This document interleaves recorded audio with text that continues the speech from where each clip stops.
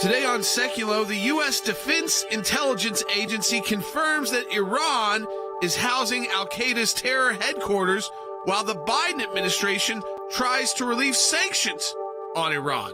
We'll talk about that with former Secretary of State Mike Pompeo. Live from Washington, D.C., Sekulow Live. Phone lines are open for your questions right now. Call 1-800-684-3110. And now, your host, Jordan Sekulow.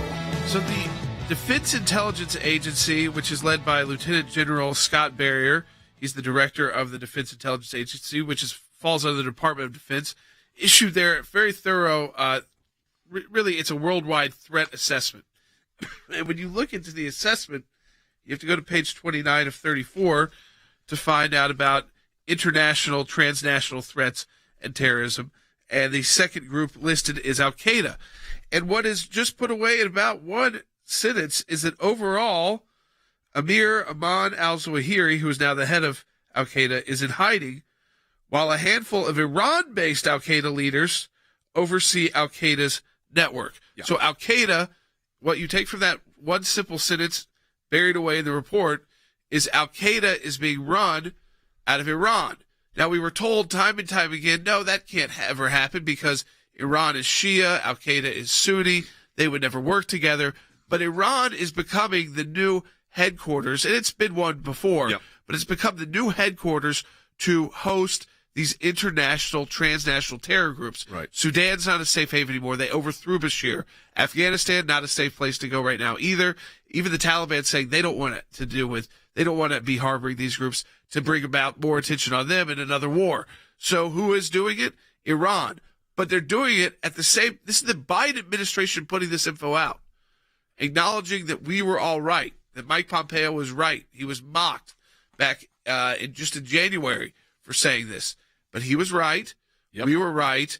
And yet the Biden administration is moving forward with a plan to relieve Iran of economic sanctions that are linked to their work sponsoring international terrorism. The irony of all of this, of course, is when Iran was, when Al-Qaeda was operating in Afghanistan and Pakistan, they had to hide and they had to operate in caves. Remember the shots of bin Laden all those years ago that were actually in caves in Pakistan and Afghanistan. Well, here, they're operating under the cover of protection from the Iranian Revolutionary Guard. I mean, let that, think about that. Now, CNN, not a conservative source, Barbara Starr, who's a good reporter, covers the Pentagon. This is what she tweeted out.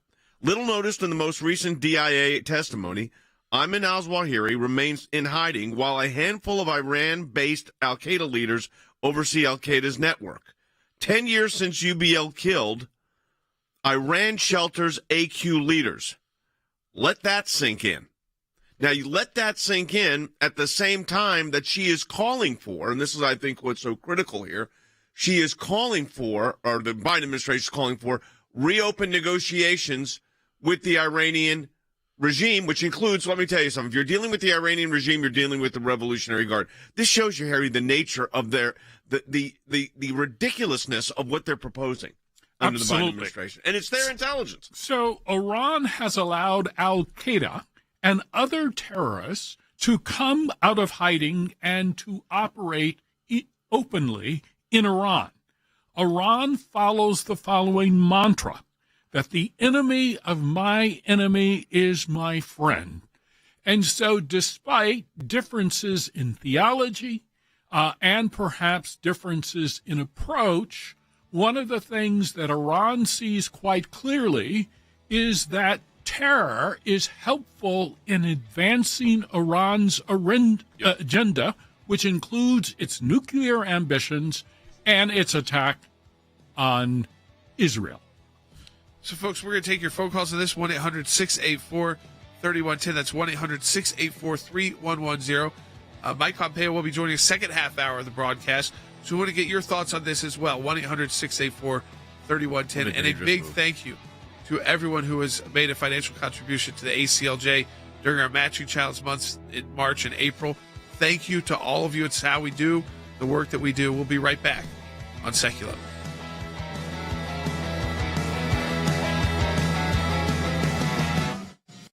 Tensions are heightened in the Middle East. Iran shooting off its own missiles in a drill in the country's desert capable of hitting U.S. bases in the region. The president has said that if Tehran resumes strict compliance with the 2015 nuclear agreement, the U.S. would rejoin as a starting point for future negotiations. This is a Biden administration that is saying, Iran, we're going to lift economic sanctions, we're going to rejoin the nuclear deal. So you would think if they thought that the Biden administration approach was the correct approach, rushed right back into the failed Iran nuclear deal, and Iran will suddenly be nice. And yet it's the opposite. Iran also informed the UN it would begin enriching uranium to 20% at its Fordo facility. That puts Iran one step away from creating weapons-grade uranium. The Iranians are desperate, but they know how to negotiate from a position of strength, and that's exactly what they're doing. The Biden team will build up consensus as an amazing initiative and an amazing word. But consensus at the UN means that you have 15 members of the UN Security Council agreeing to a statement or a policy position. This is really dangerous for America. You can't just jump back into the JCPOA. We have to look at every legal option to defend our own interests. The real danger of Biden, I think, is the international level. Yep. Because that's where he has the most power to act, where Congress can't step in. America first, the things that we have seen like that, I fear, and I'm very apprehensive as to whether this administration coming in is going to be able to continue that legacy. And now we're going to take all these steps back with the same retread bureaucrats that are going to go with their anti-Israel policies to the United Nations, and we're going to have to fight like crazy. This is why your support of the American Center for Law and Justice and our offices around the globe is so essential right now. All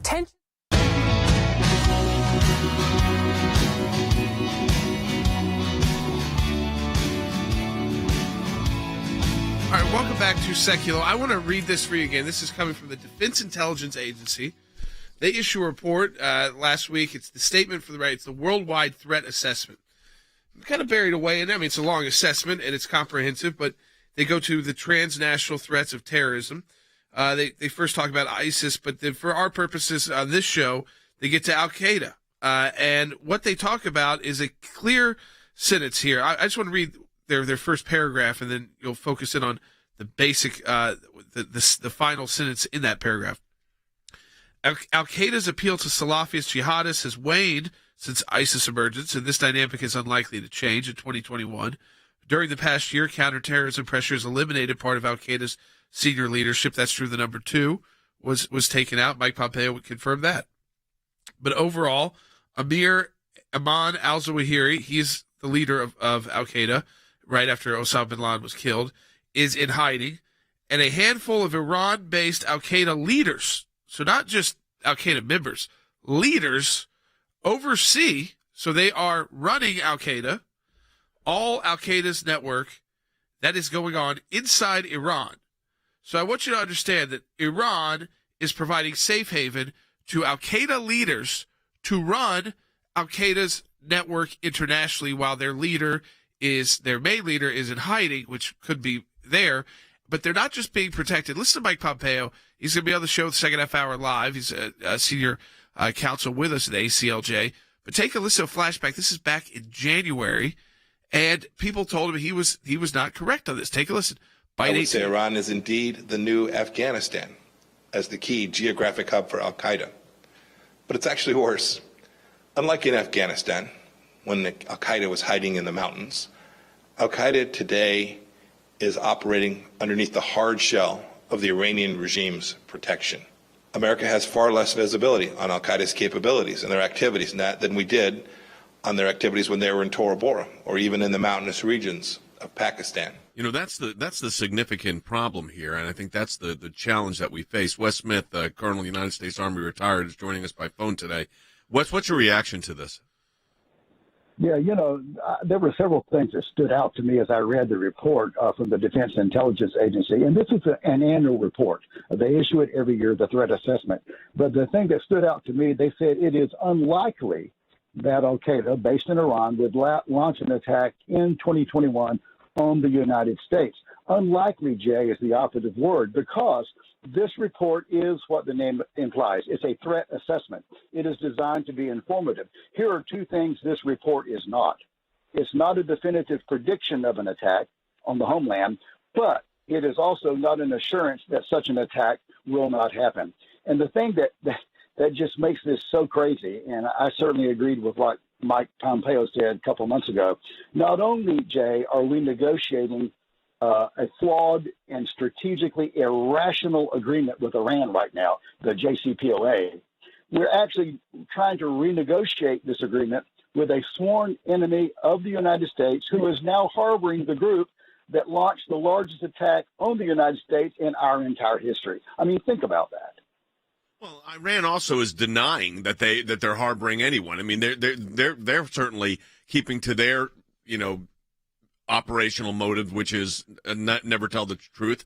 But I think what Mike said, and we'll talk to him when he's on the broadcast in the second half hour, is, Al-Qaeda operating in wide open with the cover of the protection of the Iranian National Revolutionary Guard is significant. And then on top of that, you have the little John Kerry situation with, him giving tip-offs to Zarif about Israeli intelligence moves. All of that's going on. Let's go to Washington and find out what's the latest on the John Kerry kerfuffle, which is being kind, a lot more than that, situation on his act of diplomacy. I use that in quotes. Yeah, I mean, all of this ties together, Jay. I mean, look, Iran can deny this all they want, but you know who agrees with Secretary Pompeo on this? President Biden's own intelligence team. So if President Biden and the rest of the administration wants to turn a blind eye, they're going to have to turn it to their own advisors.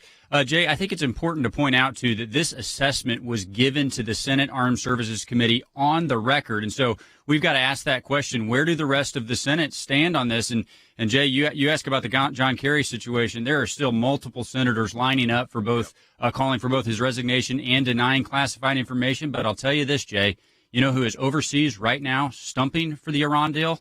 Democrat members of the United States Senate. At least Chris Coons and Chris Murphy are over there still towing the administration's line on this. It's really unreal. Yeah, I think that, again, what you have to focus in on here, everybody, is that this report, while it's one sentence, that sentence is very clear. And you put that in with what Mike Pompeo said.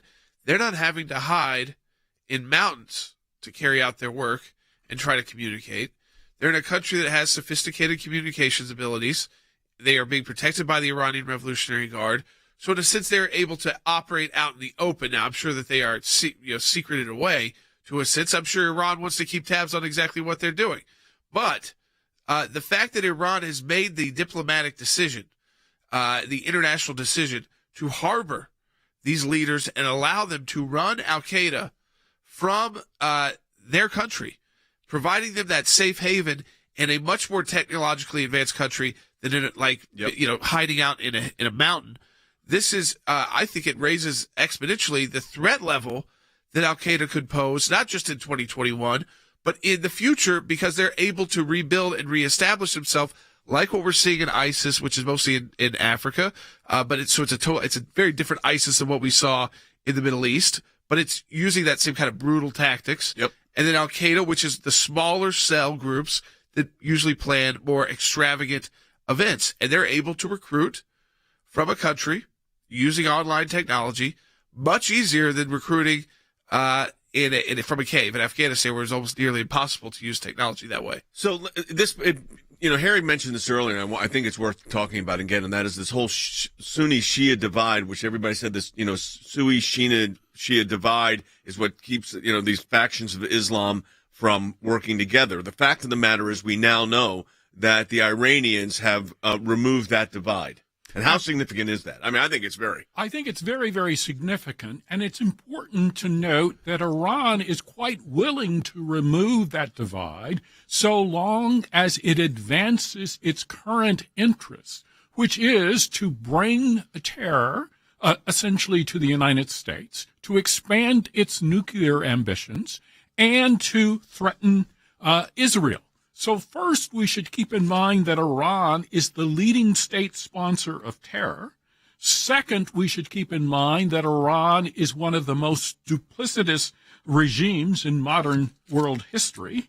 And third, the Biden administration, after bringing stunningly low levels of energy and incoherence to the White House has now opened U.S. borders to human trafficking, drug dealers, and to terrorists.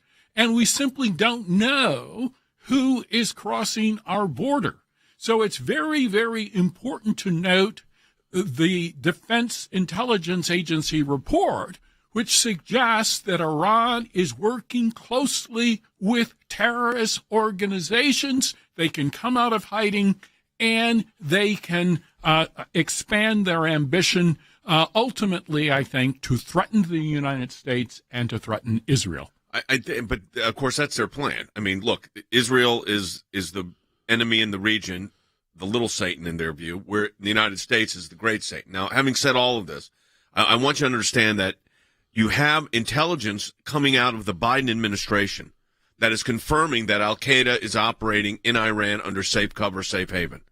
At the same time, the Biden administration is saying that they want to re-enter negotiations with the Iranian regime on the JCPOA. So ask yourself, how do you do both? How do you allow the largest state sponsor of terror country, Iran, to provide safe harbor for a terror organization that has wreaked havoc around the world, including in the United States, and say we want to get into a negotiation with them? And at the same time, the former Secretary of State, now the what is he, the environmental czar, the climate czar, and also a member of the National Security Council, at some point along the way here was tipping off Zarif on intelligence matters regarding the Israelis' utilization of their military maneuvers. The idea is incomprehensible, but it's precisely what is happening. And that's why at the ACLJ, we get to the bottom of these things. We already have, as you know, a Freedom of Information Act request out. It will end up in court. They will not respond appropriately. It will end up in court because that's where these end up. But we are going to fight back on this. Yeah, that's right. And, folks, we want you to stand with us. As always, go to aclj.org. That's aclj.org. And we want your thoughts, too. You give us a call at 1-800-684-3110. You put your comments in on Facebook, Periscope, YouTube. We'll get to those as well. But I really encourage folks, this is something, again, it gets buried away. It's one sentence, but it is one key sentence why you read these reports, because it changes everything. So, again, support the work of the ACLJ, and a huge thank you to everyone who participated in our March and April matching challenges. Thank you for your donations. It's how we do the work that we can do. It's how Mike Pompeo is a member of the ACLJ team and will be joining us in the second half hour of the broadcast.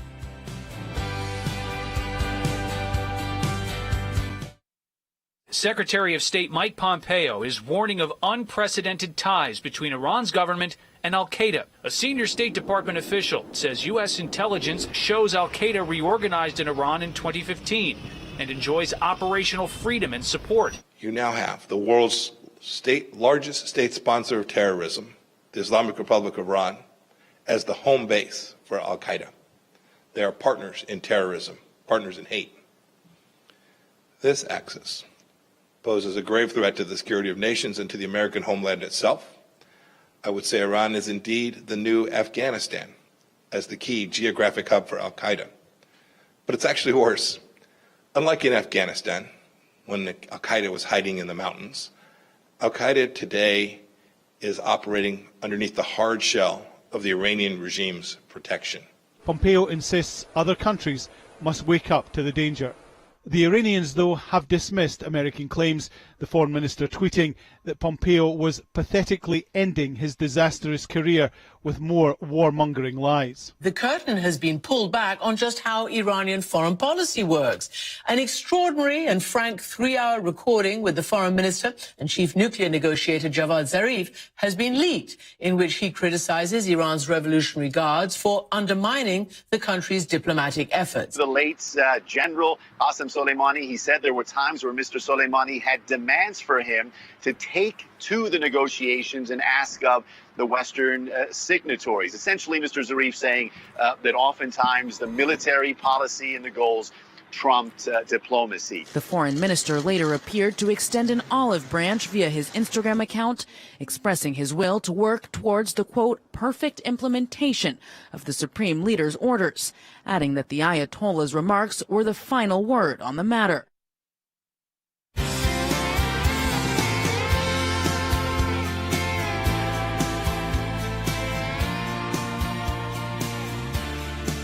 All right, welcome back to Sekulow. We are taking your phone calls at 1-800-684-3110. That's 1-800-684-3110. So the significance, again, of an administration whose intelligence agencies are telling the public, telling Congress, listen, Iran is Al-Qaeda's home base. And that's a lot better of a home base to have than Afghanistan, because it's a lot better to operate with the cover of the Iranian Revolutionary Guard, the technology, than it is to hide out in caves and try to recruit and carry out terrorist attacks. So now they are going to, Al-Qaeda, I think, will, as so long as they're inside Iran, is going to be able to utilize similar recruiting tactics to ISIS. They're going to be able to recruit online. They're going to have more access to the internet, more access to data to turn people extreme. And I think that is where you have to focus in on, because they're operating safely. They've got a place to place their money, their resources, and their assets. So they're not hiding in caves. It's not Tora Bora. It's not Pakistan. As Secretary Pompeo said, that we were wrong to believe that Shia Muslim power Iran and extremist Sunni groups that consider Shia heretics were bitter enemies. That's obviously not the case, because Iran also supports Hezbollah and Hamas. So, and of course Al-Qaeda with the safe haven.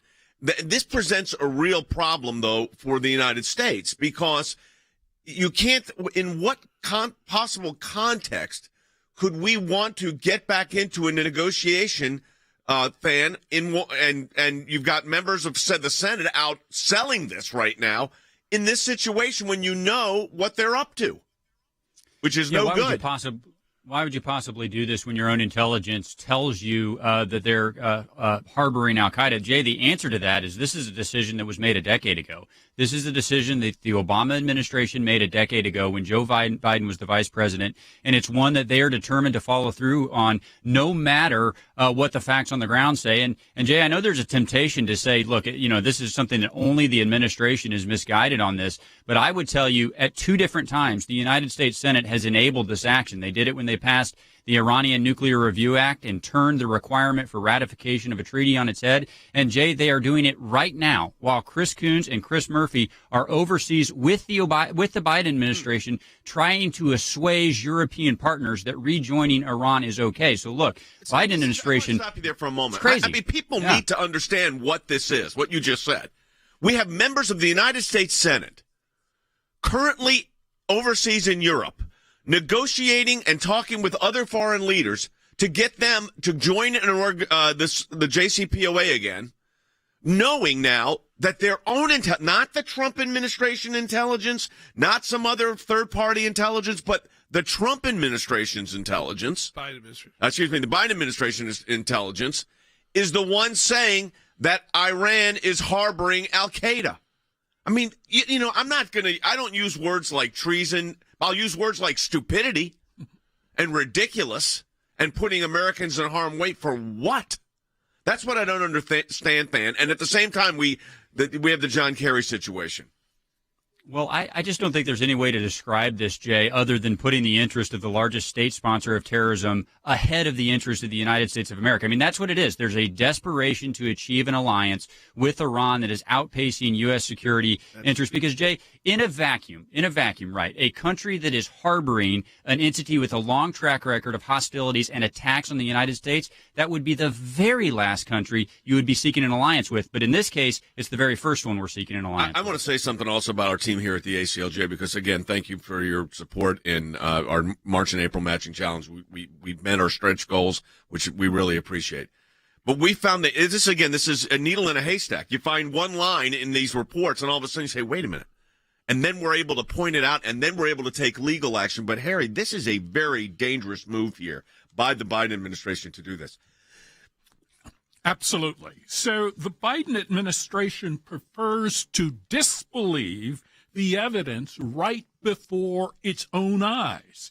Iran is now the center of Al-Qaeda terrorism, and the Biden administration's Defense Intel Agency confirms that.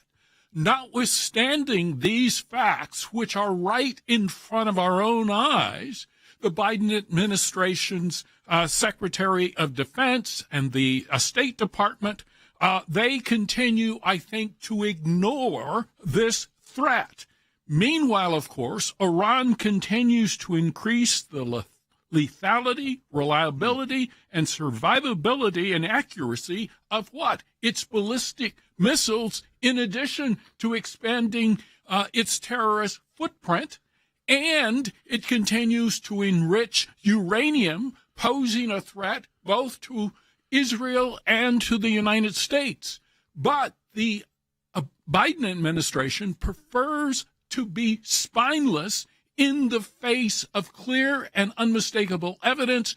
Why? Because the Biden administration basically is filled up with individuals who are globalists, who want to put the interest of other nations ahead of America's interest. Well, and I think what we're seeing here is trying to utilize how Americans think. We see enemies, we beat our enemies, we move on, and then we acknowledge days like the September 11th attacks.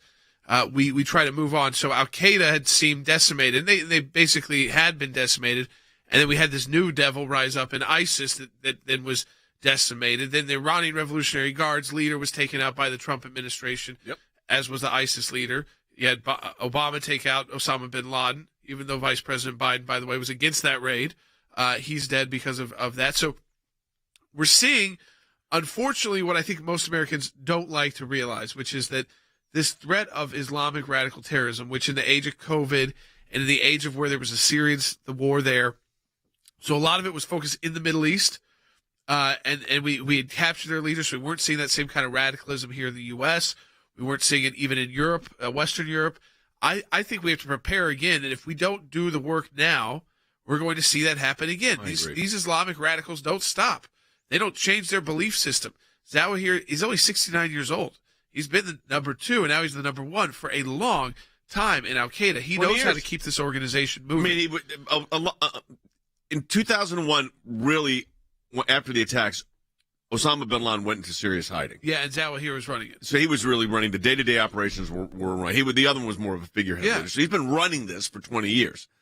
Now, the Biden administration has the intelligence that Iran is harboring these individuals. And maybe not al-Zawahiri, but could be others. We know there's others. They've said it. Yeah. You think maybe when you're sitting down on these stupid, ridiculous negotiations you're about to engage in, you say, you know what, before we sit down, we'd like you to get rid of the Iranian protection of Al-Qaeda. But I guarantee you that's not even on their thought list. No, I don't That's the problem. And that's why, again, we're going to go to court and we're going to find out about this whole John Kerry State Department cabal that was going on here. And hopefully there'll be some action taken in Washington, too, among the Senate. I'm holding my breath on that Michelle one. on YouTube, she wrote, so we're going to give them another $1 billion on the tarmac. Of course. Actually, they were thinking about $7 billion. That was what was reported in the news over the weekend for a prisoner exchange. Yes. $7 billion. So not $1 billion in the tarmac, another $7 billion. That seems like the going rate. No, that's their going rate. Yeah. $7 billion. Yeah, they like $7 billion. To talk to us and to get your prisoners back. So we talk about that as well. We come back from this break. 1-800-684-3110. If you want to talk to us on air, remember former Secretary of State, ACLJ team member Mike Pompeo joining us live in the second half hour to discuss this. Taking your phone calls at 1-800-684-3110. And a big thank you once again to all of you who donated during the month of March and April during those matching challenge months. We hit our goals because of you. Thank you. Because of your support, because of the support of every member of the ACLJ, one of the practice areas that we've been able to develop is Freedom of Information Act requests, or FOIA requests. It's thousands of pages of paper, and in those thousands of pages of paper, you usually find a nugget. Government agencies acting out of control. We have exposed that in our FOIA litigation, and we do that every day that we bring these cases. It is your statutory right as an American citizen to have access to documents that reveal how the government is functioning, how your government is functioning. We took it to the IRS. No one ever does that. What the IRS was doing was violating the Constitution and statutory law. They can't do what they were doing before. They've been hiding behind in the shadows. These FOIAs bring them to light. How do we know? Because our FOIA litigation got that document. Those of you that support the ACLJ, this is what it's all about at the end of the day. Think we haven't been on this, folks? We've been on it. Live from Washington, D.C., Sekulow Live. And now, your host, Jordan Sekulow. So for those of you watching, I want to show you and just what we're dealing with here and why this took a few days to come out. So here's the Worldwide Threat Assessment. This is the Defense Intelligence Agency's Worldwide Threat Assessment. They provided it to Congress. It's Lieutenant General of the U.S. Army Scott Barrier, who is the head of it. He's the director of the DIA. And you go through, it's a 34-page report. And on page 29, they get into Islamic terrorism and transnational threats. They then focus in on Al-Qaeda. And they talk about where Al-Qaeda is focused right now. This is the key. It's a key sentence that has led to this entire broadcast today. And a lot of people reporting that, hey, wait, people like Mike Pompeo were right about Iran, a Shia country, an extreme Shia country, working with an extremist Sunni Salafi group.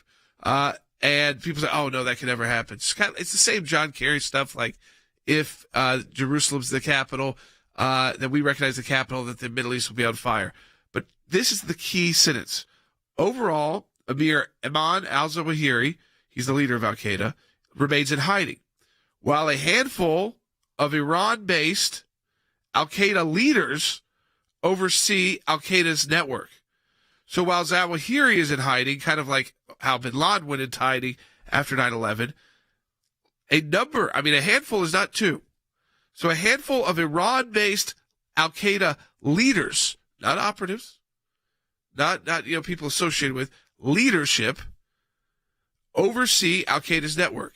Now, if you're a terror group, would you rather oversee a terror group inside, Tehran or another major city in Iran, where you can hide away, use technology, recruit online, use digital tools, have the protection of the Iranian Revolutionary Guard and the Ayatollah himself, or try and do that from a cave in Afghanistan, where the Taliban may or may not turn you in?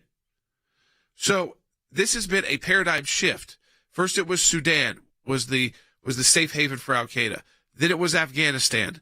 But now they've moved up a notch, I think, in their ability to, obviously had Pakistan's role with bin Laden, but this is moving up a notch, and they're giving them capabilities to act, because they can act alongside the Revolutionary Guard against their shared enemies. This is not hiding in caves. No.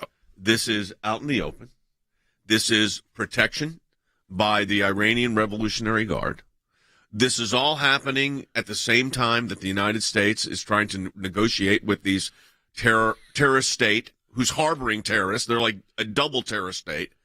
And if you think about the reality of this, this is the one country in the region that can literally wreak havoc in the Middle East, Harry, is Iran. It's the common enemy. That's what's joined the Israelis, the Gulf states, Saudi Arabia together, is the Iranian threat. And the Iranians lead in the open with this, in their protection of here Al-Qaeda. It's like when the Turks are protecting Hamas, because the Turks allow Hamas to operate out of Turkey. It's the same thing.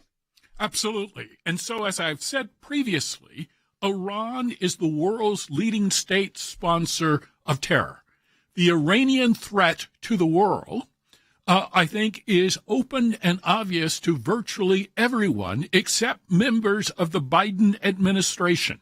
And so now Iran has engaged in an affirmative policy allowing terrorists to hide in plain sight, and the Biden administration is unwilling to do anything about it, apparently because it wants to rejoin the Iran nuclear deal, and as Jordan correctly points out, perhaps give the Iranians additional funding.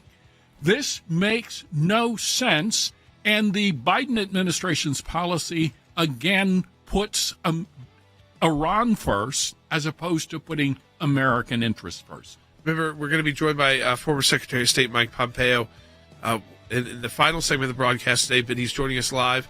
to talk about all of this, to talk about Al-Qaeda, again, headquartered now inside of Iran. And that is, again, just think about that for a minute, because the Biden administration is not upping the sanctions on Iran when they found this, but they're willing to take away the sanctions just to get it back to the negotiating table with Iran. You'd think they'd be doing the opposite. We'll talk about that more when we come back. The Washington Times report that Iranian Foreign Minister Javad Zarif met with climate envoy John Kerry and other Democrat officials in an effort to, quote, undermine the Trump White House. We've already filed our first federal lawsuit. I'm holding in my hands the beginning of the second suit. This is against the State Department because we want to find out what was going on with John Kerry and Robert Malley as they were trying to negotiate with the Iranians while the Trump administration was fully functioning. It's sad that Secretary Kerry is so unable to get off the stage at any point that he had to go try and undermine what President Trump and our team were trying to do. Working with an adversary, undermining U.S. stated policy is really outrageous behavior. The other thing we want to know, Jay, we want to know if people who stayed on at the State Department made communications that undermined, went contrary to the position of not just Donald Trump, to the position, Jay, of the United States. It says these relationships blossomed into what high-level national security and intel sources say allowed the Iranian regime to bypass Mr. Trump and work directly with Obama administration veterans that they were hoping would return to power in Washington. On behalf of the American Center for Law and Justice, the request seeks records pertaining, this is what we say, pertaining to the U.S. Department of State's knowledge and efforts surrounding the breaking story that current government officials like former Secretary of State John Kerry conducted shadow diplomacy with Iran and its surrogates, or even advancing pro-Iran causes, all while these officials are not members or representatives of the United States government. This is something that people in the Obama administration actively investigated. It was Joe Biden himself in the room who said, what about that Logan Act? Can't we use that against Mike Flynn? Folks, you're getting analysis here you're not going to get anywhere else. And there's something else you get here. Not just analysis. You get work. You get action. This is going to be a real fight. I mean, this is going to be every day a battle. But that's why it's ACLJ more than ever.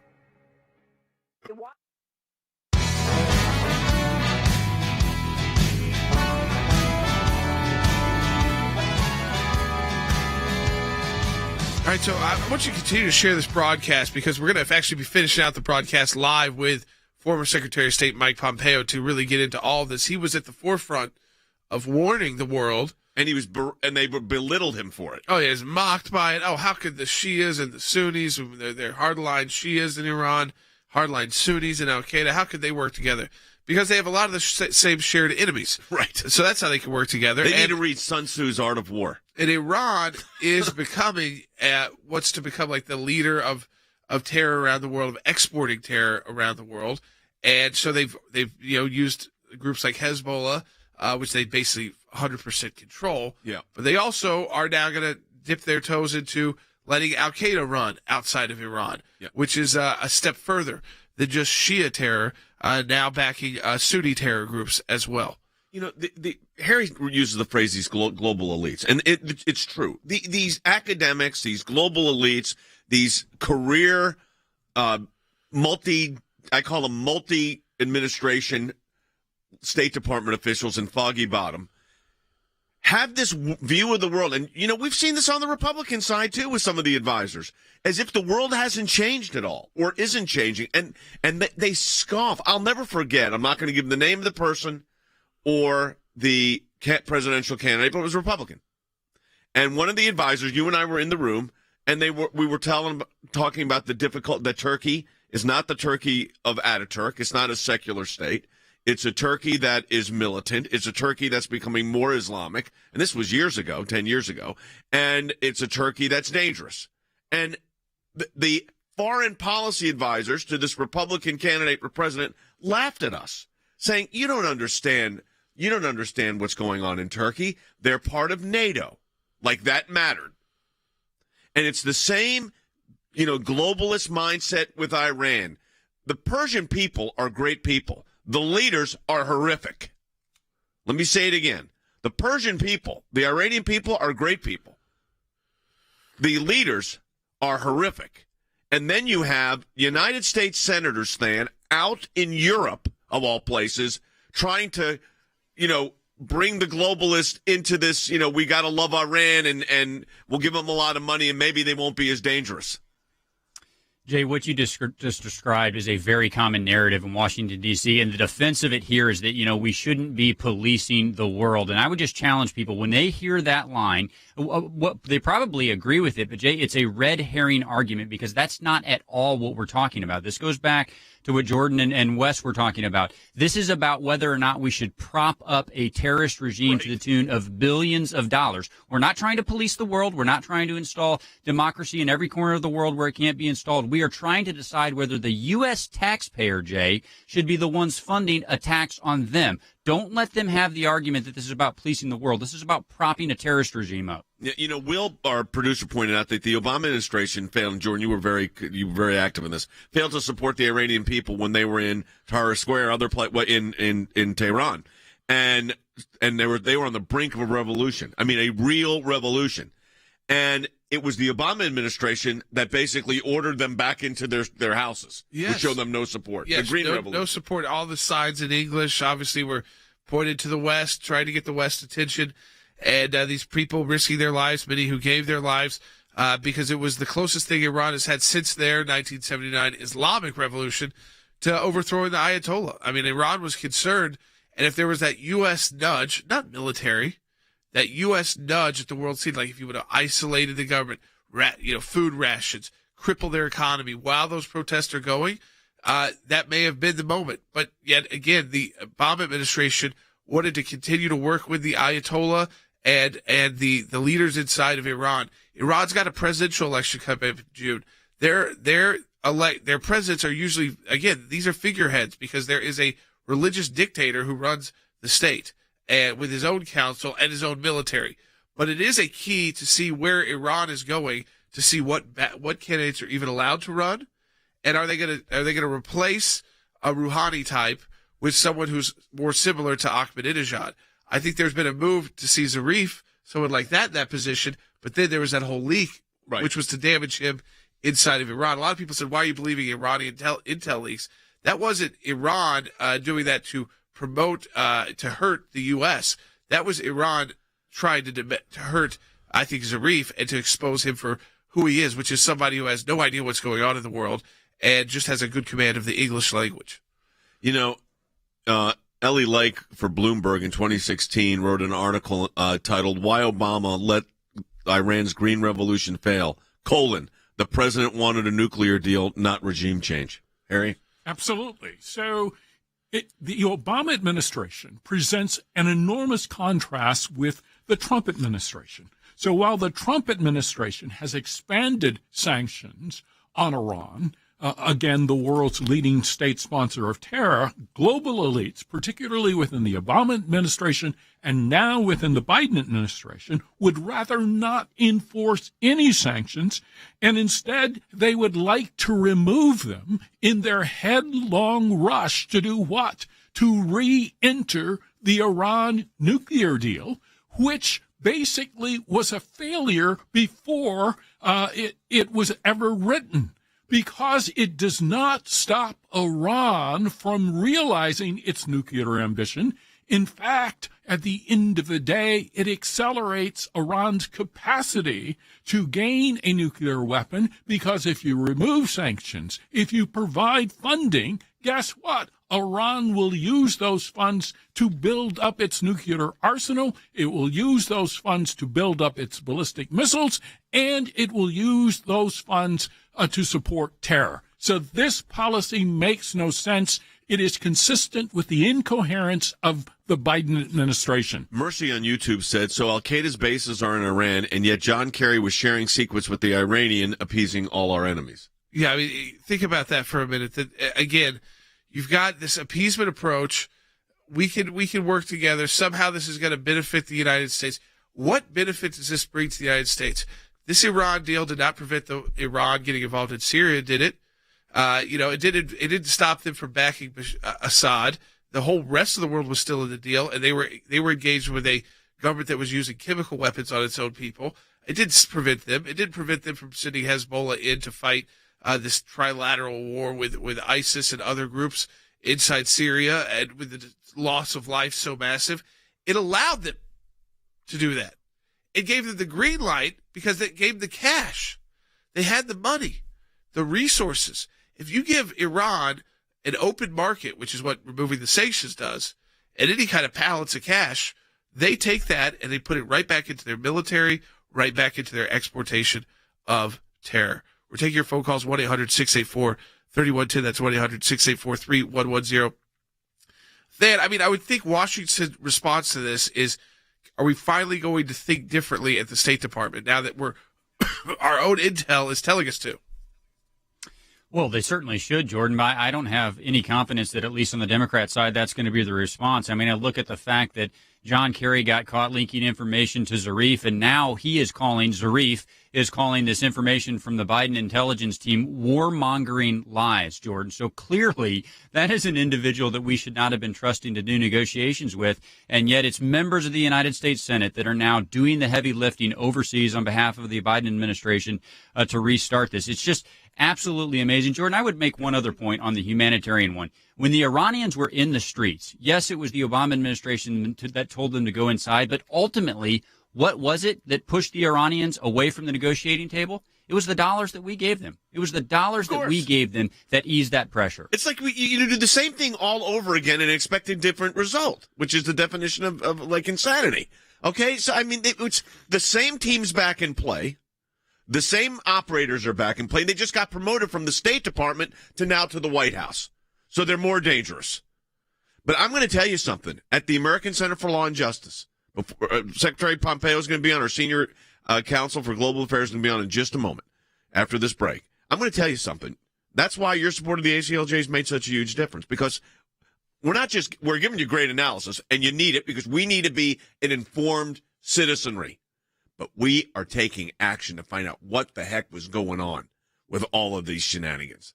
And we're gonna get to the bottom of it. May take a year. Got to litigate it. But it's like that one line in the report. That's all you need is the one line. That's why your support of the ACLJ is always so critical. Yeah, and again, a huge thank you. I'm going to use today because we were up to the matching challenge until Friday at midnight. A huge thank you to all of you who donated in the month of March and April, those back-to-back matching challenge months. I want to just thank everybody out there because I know the country's still not really reopened, and depending on where you are, you're at different levels of that reopening. But those of you who were financially able to do it, you donate to the ACLJ, setting records even during a pandemic, and we appreciate so much your financial support. It's why, in the next segment, all right, it's not a guest, it's an ACLJ Senior Counsel for Global Affairs, former Secretary of State, Mike Pompeo. It's why we can add to the team and broaden out the work, what we bring you each day here on radio, but also what we do behind the scenes, the work that you don't see during this broadcast. We'll be right back, joined live by Mike Pompeo to discuss all of these issues.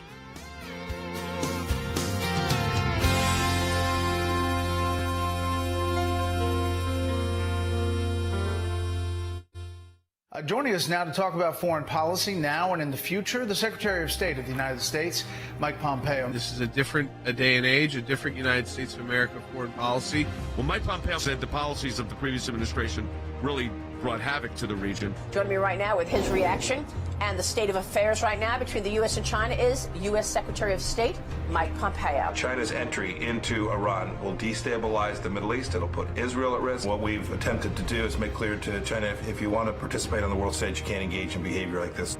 Secretary of State Mike Pompeo is urging Turkey to release detained American pastor Andrew Brunson. This morning, Pastor Andrew Brunson, who was in prison in Turkey for nearly 2 years, has been let out of jail. The ACLJ was at the very center of making the world aware of the plight of Pastor Brunson. They raised awareness of this, and then the administration took this very seriously. In my time in service, both as the CIA Director and as Secretary of State, I watched the good work that the ACLJ was doing here in the States and all across the world. This is a moment in the history of the American Center for Law and Justice. Secretary Pompeo has had an incredible career already, serving in Congress, was the director of the CIA, and of course, most recently, the Secretary of State for the United States of America. The work that we do with this current administration will save lives and protect America and keep us free and safe and strong. Well, I'm very happy to announce that former Secretary of State Mike Pompeo is now a senior counsel for Global Affairs for the American Center for Law and Justice. The ACLJ today is needed now more than ever, and that's why I am so thrilled to be a part of this really important organization.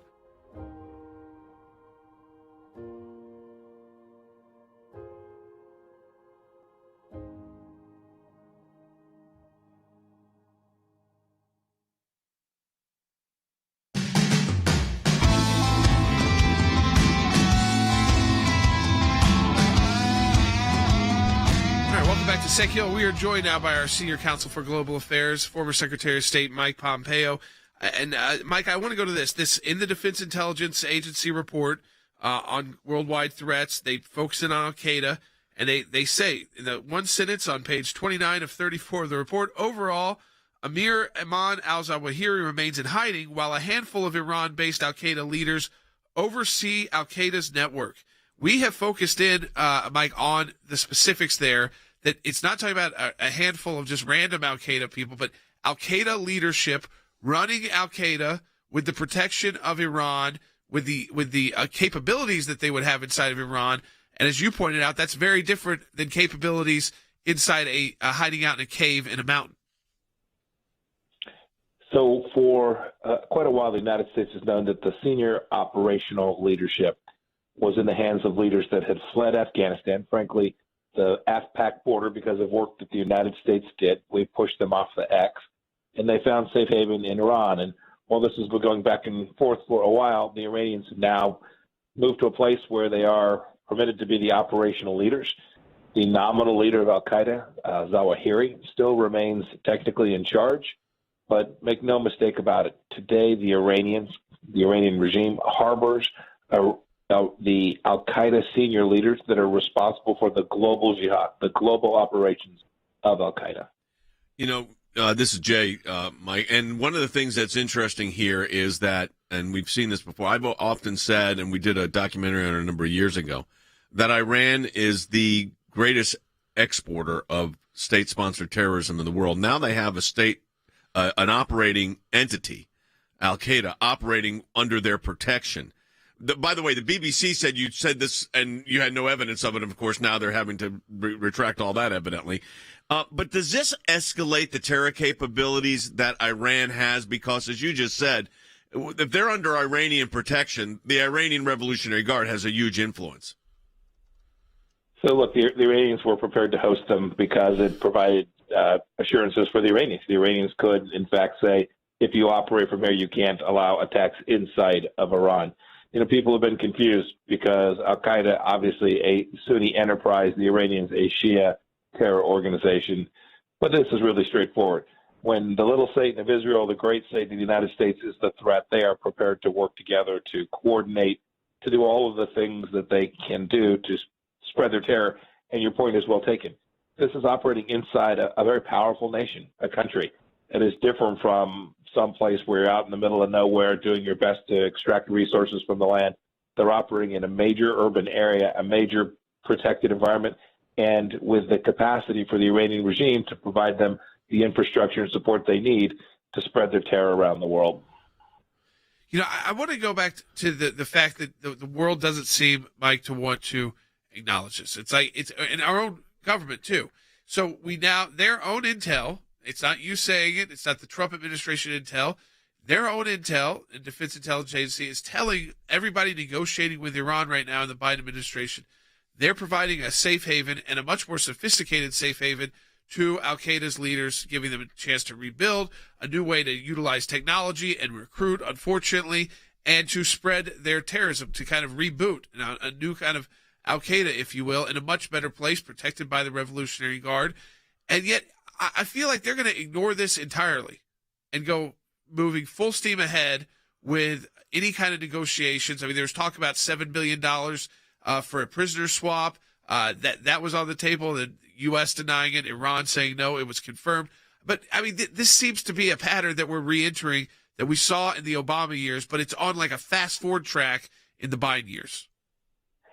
It's the darndest thing, Jordan. So you have this knowledge. You have the Biden Defense Intelligence Agency talking about this terror, this Al-Qaeda terror leadership inside of Tehran. and you have the administration saying that they are prepared to lift terror sanctions on the Iranians in exchange for a deal that has already largely been shown to be ineffectual.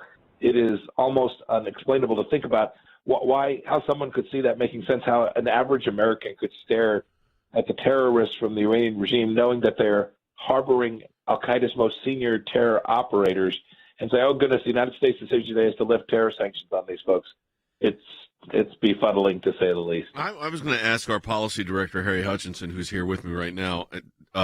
It seems, following up what the Secretary just said, it seems that the policy, lack of policy here is dramatic from the Biden administration.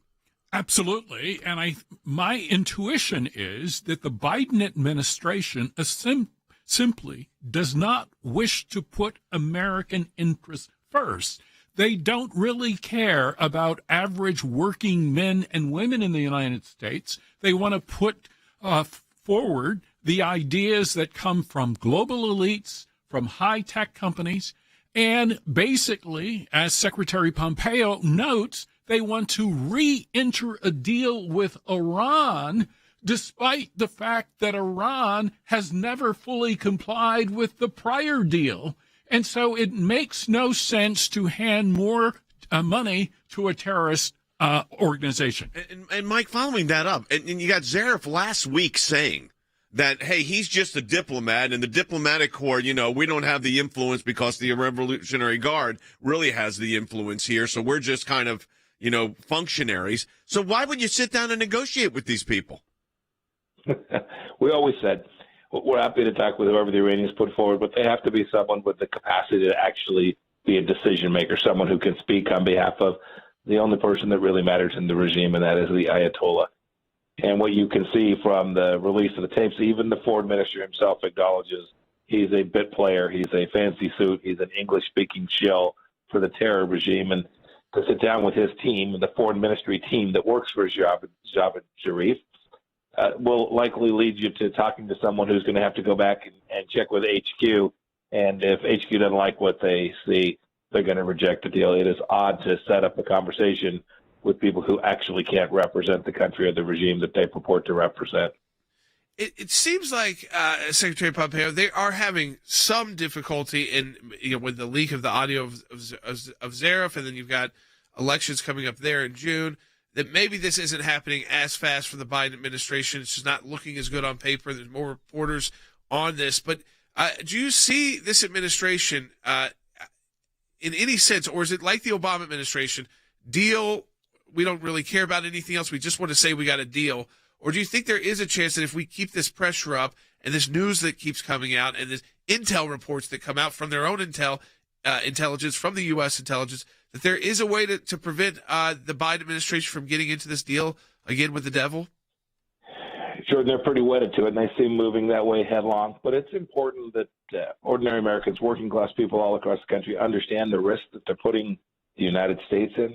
They need to understand, for those of us who understand the central nature of our relationship with Israel and to protect the Jewish homeland, they need to understand the risk that's there. So it is vital that we talk about this in a way that the American people can understand, and so they will urge their representatives, Republican or Democrat, to urge the administration not to once again go down a path which creates a simple way for the Iranians to ultimately end up with not only a nuclear weapon, but a broader nuclear program as well. To have a former Secretary of State, Mike Pompeo, on to discuss just this, because he was leading the way when he came out and said this. And in January, again, was mocked for saying this, knew the intel. Now the intel's confirming it. Thank you, Secretary Pompeo, for joining us. And folks, as always, that because of your support these last 2 months, too, with the matching challenge, I want to say thank you, because it's why we're brainstorming, we're able to bring on people like Secretary Pompeo to the ACLJ team.